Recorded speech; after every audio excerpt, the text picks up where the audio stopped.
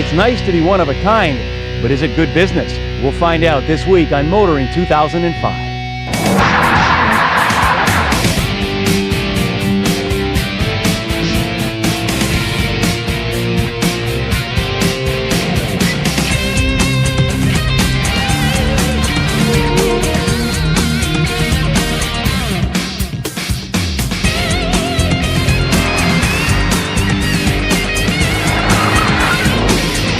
CSN's Motoring 2005 is brought to you by the new Q from Quaker State.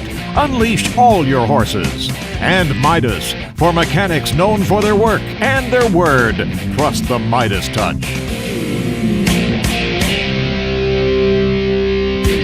You know, there was a day when I did not like Saabs. That was until I dropped in on the town of Trollhättan in Sweden, home to Saab. And on every corner, there was a Saab, and I quickly fell in love with the design. But shortly after that, they changed the car's design, resulting in Saabs looking like the rest of the pack. But Saab still maintained its uniqueness. Some called it quirkiness. But of course, that isn't everybody's cup of tea. But Saab survived when GM purchased the company. But it had many people wondering if Saabs would just turn into another GM product. Well, the recently released Saab 9-2X is a good car. Mind you, it's based on the Impreza. In fact, some journalists referring to it as the Subaru. Well, now Saab is introducing its first ever sport utility, and they're calling it the 9-7X.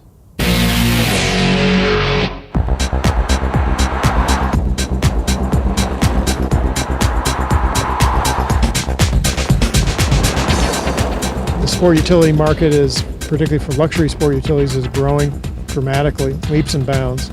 There's 200,000 units a couple years ago. It cracked over 400, nearly 500,000 in 2004, and is predicted to be double again within 5 years. So it's one a premium brand like Saab can't ignore. Our customers like sport utilities. And to date, dealers have been telling us, we have customers who are very loyal to Saab, but they truly want to get a sport utility, and we just don't offer anything to them. And unfortunately, they have to leave the brand. They don't want to leave Saab, but they have to. Saab is a very important brand within GM's overall portfolio of brands. It is a premium European luxury brand, and we believe there's much upside volume potential, not just in Europe, but very much here in North America. Platform starts with what's internally referred to as the GM 360 platform, which spins off the Trailblazer from Chevrolet and the Envoy from GMC. However, we've gone in the last 2 years and extensively modified that so that it reflects Saab brand traits. A lot of work has gone into the suspension and the chassis, handling development to make it feel like a Saab. We want it to feel actually very much like if we were to do an all-wheel drive 9.5 wagon, what this would feel like. You know, what is happening in the marketplace, people used to say there's cars and there's trucks, and we all understand that these vehicles are beginning to blur. What is a car, what is a truck? How do you describe and classify them? What you need to do is make sure that for every vehicle you bring to the market today, it fits the DNA of the brand. And as you described, certain brands that never had these types of functional vehicles that give you good performance, good functionality, space, also give you luxury and comfort, you can bring those together. And for Saab, the 9-7X is a great addition to their lineup. It's true to the brand, and it's going to actually open up much more volume opportunity.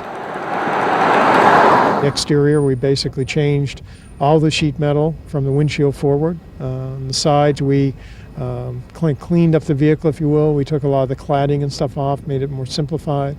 And the back end, again, we changed the tailgate. And then on the inside of the vehicle, we put a whole new instrument panel in, which reflects Saab's cockpit design. We also did what every Saab expects and put the key in the center. Could be two powertrains. One is a 4.2-liter six-cylinder, which when we launched this spring was listed at 275 horsepower.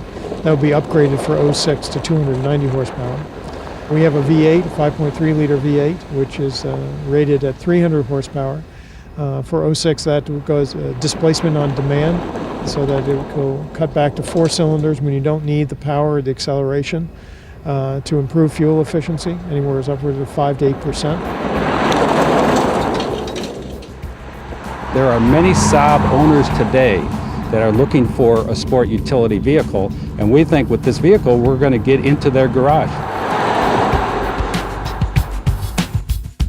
I knew General Motors when he was only a corporal. More later on Kenzie's Corner.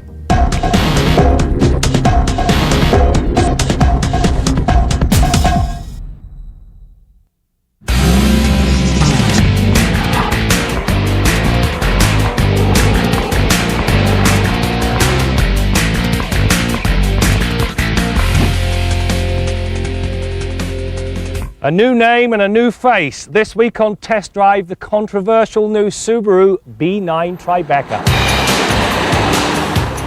The new B9 Tribeca has very little in common with any of Subaru's other offerings. The name, B for the boxer engine, 9 signifies it's the largest Subaru platform to date, and Tribeca for the trendy haven in Manhattan is as different as the look. At first blush, the face created by the headlights and grille looks as though it belongs to a car launched, well, let's just say April 1st. After a while, however, it kind of grows on you as it harkens back to Subaru's quirkier days. Perhaps the single biggest drawback with this Tribeca, at least if you go with the 7-seat version, is, well, with the third row seats up, there's no trunk space. In fact, there's less than in a BMW Z4. But unfortunately, that's just the tip of the iceberg. The other problems with the 7-seat version, well, to begin with, the seat base is little more than a piece of foam that's glued to the floor, so comfort is not exactly there. There's virtually no leg room, but worse still, for those of you who do get to fly economy, well, the drop-down side curtains that protect the rows here and up front, well, they don't. You're exposed to the glass. And finally, well, there's a fist-sized gap between the seat backs when they're folded flat. Now, you know that's where all the small stuff disappears. In the 5-seat version, the first 2 rows are comfortable, have ample head and leg room in all positions, and the B9 will accommodate plenty of cargo. With the rear seats up, it swallows 37.6 cubic feet of stuff and 74.4 with the 40-20-40 splits all folded flat, which is enough to make it a player. In terms of its dynamics, the Tribeca does not have to take a backseat to any of its key competition.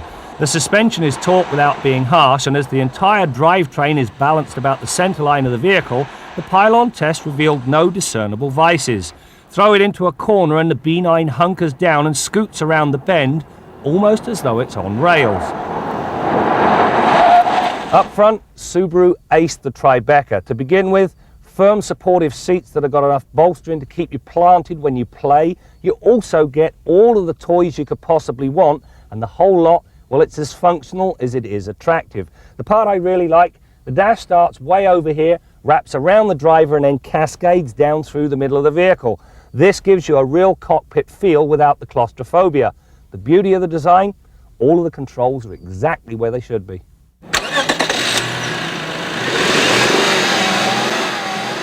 While endowed with a 3-litre flat-six boxer engine that puts 250 horsepower and 219 pound-feet of torque at the driver's disposal, the performance it generates does not impress.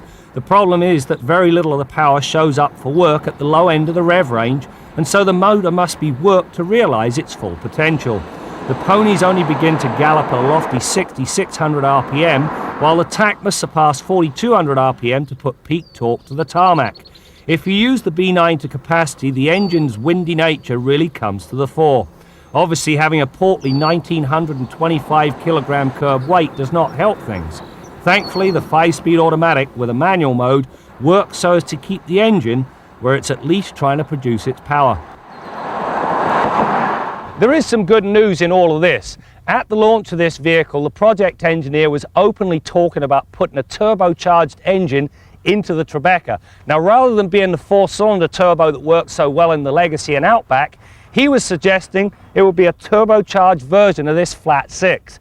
The really good news? Well, that should mean at least 300 horsepower and a ton of torque. I say bring it on, because this thing desperately needs it.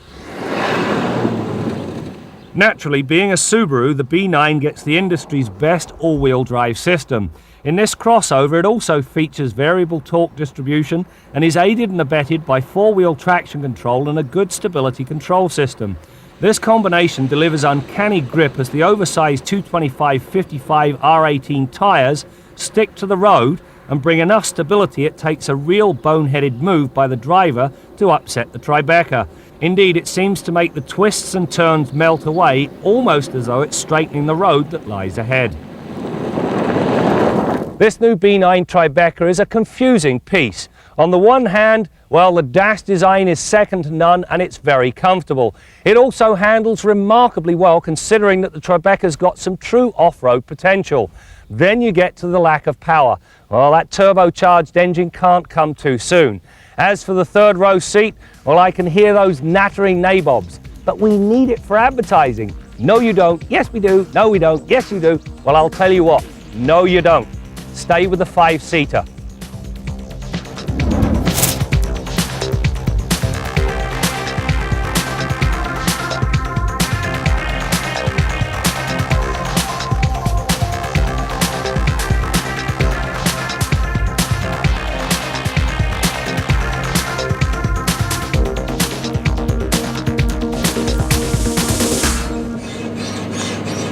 Our Midas tip of the week concerns that sound you're hearing right now. What you're hearing is a seized rear U-joint in this 3/4 ton pickup.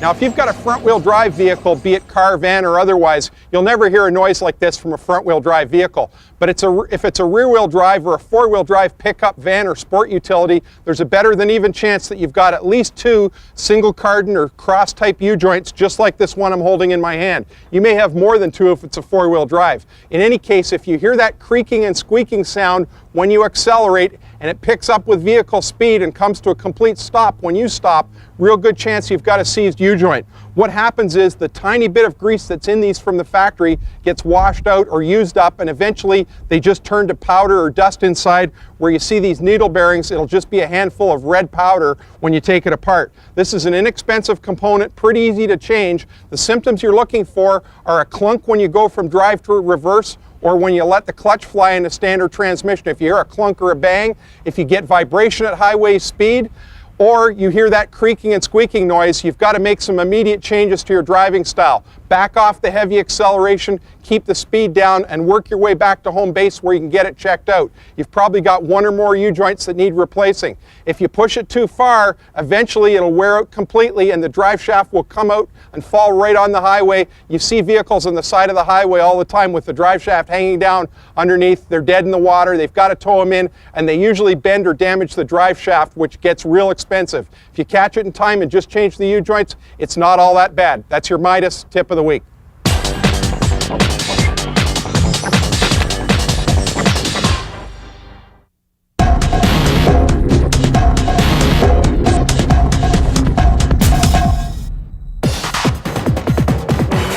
SRT brand, it all started with the Viper, really. The Viper is the genesis of the SRT idea. That vehicle is a one-off machine that was custom, purpose-built for fun. And then we took that idea and really have kind of spread it onto 11 vehicles now. The SRT transformation is very thorough. The idea is to increase performance, increase the style, the stance of the vehicle on the road. Some aerodynamic details are all functional, active brake cooling ducts, bigger wheels to house bigger brakes. Down here we have performance seating, performance details, different cluster, a lot of things to differentiate the car from the base car.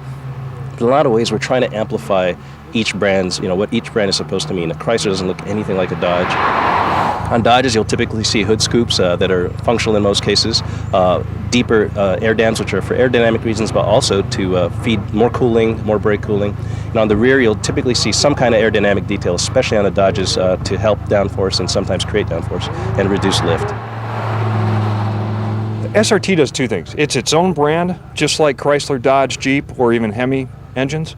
It's a strong brand in and of itself. It has a following. You have people with multiple SRT vehicles in the same household, and it certainly provides a halo for the vehicles that it represents as well. I think it's fun in this cyclical nature of this auto industry, watching this crowd come back at a serious rise to the top. And this bunch of cars are going to give them a whole bunch of presents that they haven't had in about 40, 50 years since the Hemi days. In a lot of ways, when I look at these high-performance cars from manufacturers, I think that's yesterday's approach to the marketplace, and it contrasts that with, say, a Honda Accord Hybrid, which is a high-performance, fuel-efficient car, and maybe that's the direction some of these high-performance brands like SRT, like the M Series, like the AMG, really should think about going with some of their products. Is because ultimately consumers, the vast majority of consumers, are really more concerned about fuel economy, environmental considerations than they are about lighting up the rear wheels. I think this is great. I mean, what can be more fun than going to the sandbox and having the sandbox paved? This is perfect.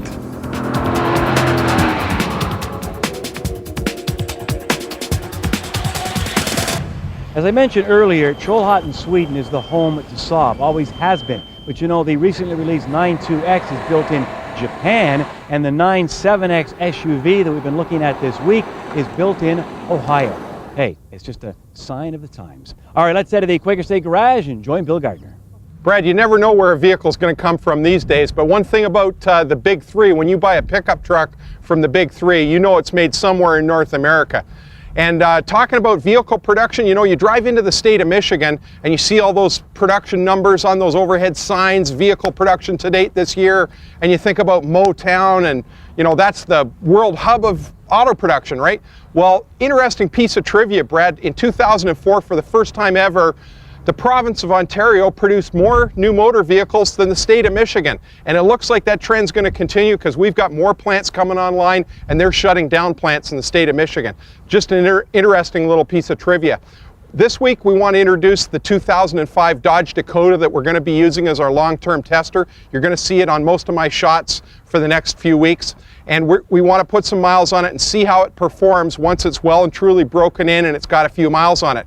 Now last fall I picked the 05 Dakota as the truck of the year on the strength of its powertrain over the Nissan and Toyota products of last year. And I still believe the powertrain in the Dakota is certainly where its strength is. It's the only mid-sized truck with a V8 engine, and they've actually got two different V8s, the 230 horse version that we checked out last fall, and this new tester that we've got now has got the high output 4.7 V8, and it's got over 250 horsepower. Now I'm going to have to get used to traveling a little bit light because the box is a little on the small side, just under 6 feet in length. And I'm used to a truck with an 8-foot box, so I'm definitely going to have to travel light, but I'm going to have a lot more room in the cab. You can see how far open these rear cab doors open.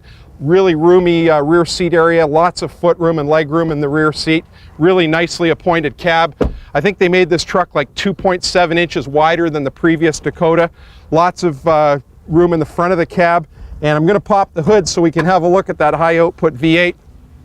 And it's got 300 foot-pounds of torque, so it's going to have big truck power in a mid-sized truck, and that's one of the things that Dakota has over its competition. Now the high output 4.7, it's a single overhead cam, 90-degree V8, makes great power, and we know the 230 horse version had good fuel economy. I want to see what this 250 horse version does in terms of fuel economy, and I want to see what the drivability is like, how it tows and how it handles, how it performs after it's got some miles on it. You know, those trucks that we had in the fall, I had them for about a week each, put about 1,000 K on them from brand new, but you know, everything works perfectly, works fine when it's brand new, but you separate the men from the boys once you get a few miles on. That's what we're going to do with this truck, and I'll update it on a regular basis. Till next week, I'm Bill Gardiner for Motoring 2005.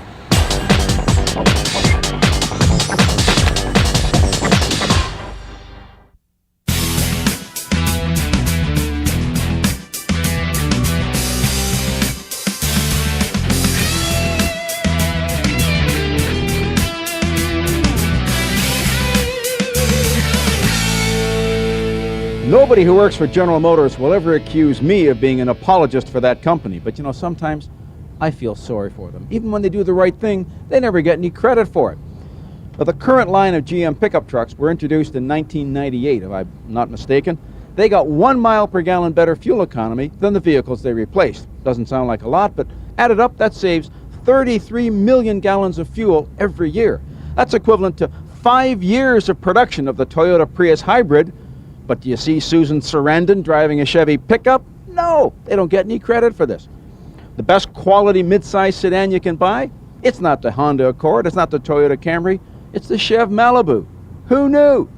And recently, Toyota had a recall of almost 750,000 pickup trucks Automotive News, the Bible of the automotive industry, reported that groundbreaking news on page 26. If that's GM, it's front page news for sure. But you know, they are trying to do the right thing. But the biggest problem they face, do you know who the biggest supplier is for General Motors? It's not U.S. Steel, it's not Goodyear Tire, it's Blue Cross Blue Shield. There's $1,500 worth of health care and pension benefits in every car General Motors makes before they make the first weld. You don't think Toyota and Honda can compete on an even playing field? Give them a $1,500 head start and they'll blow your brains out. But what does the American government do? Invites Toyota and Honda, come on in, we'll give you incentives to build your factories here. Your workers are all 30 years old. They don't need titanium hips for the next 40 or 50 years. Meanwhile, GM is left holding the can. Now, do you expect George Bush to introduce socialized medicine in the States? Fat chance. So how is GM going to get around this problem? Well, I got a solution. First of all, 3 of GM's general managers are already Canadian. Brent Dewar at Chevrolet, Jim Taylor at Cadillac, Susan Doherty at Hummer. The best quality plants they have, the best quality plants in the entire hemisphere, are in Canada. The most productive plants are in Canada. We also have socialized medicine and healthcare and pension benefits. So why don't they just close down all the American plants and move up here? Come on up! We'll not only sell you a car, we'll build you a car. I'm Jim Kennedy. Okay, some final thoughts on the Saab 9.7X from a guy who just loves Saabs. Power and performance is there, whether you choose the V6 or V8. On the interior, it feels and looks like a Saab. But the exterior, I'm afraid, ladies and gentlemen, to me, it looks like a Trailblazer. But hey, GM makes no bones about it. This vehicle is based on the GM midsize SUV architecture. But will Saab loyalists be attracted to this vehicle? You know what? I don't think it matters. I mean, they only sold 130,000 worldwide last year, so much for loyalty. So maybe, just maybe, GM is right in taking this vehicle more mainstream and hopefully attracting new faces into the showroom. Will it work? Time will tell. That's it for now. We'll see you next time out as we continue to bring you more stories about cars and the people who drive them.